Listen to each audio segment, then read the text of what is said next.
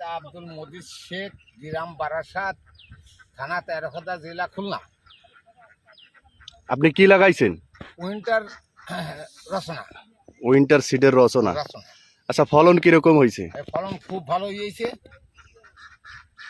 ফলন খুব ভালো হয়েছে। আচ্ছা, এটা কোথা থেকে সংগ্রহ করছেন বীজটা? এটা হাবিব স্টোর, ওই কাটেঙ্গা বাজার। হ্যাঁ, কাঠাঙ্গার বাজার।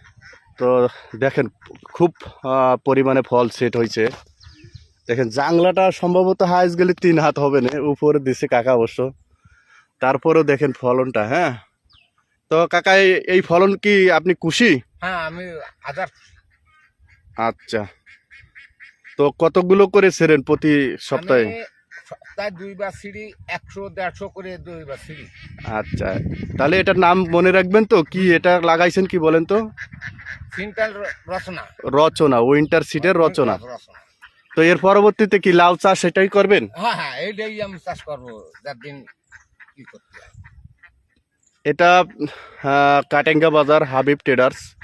তো আমাদের উইন্টার অ্যাগ্রো সিডের কাস্টমার।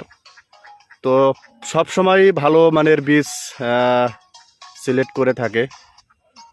তো কাকা আসসালামু আলাইকুম। ওয়ালাইকুম আসসালাম।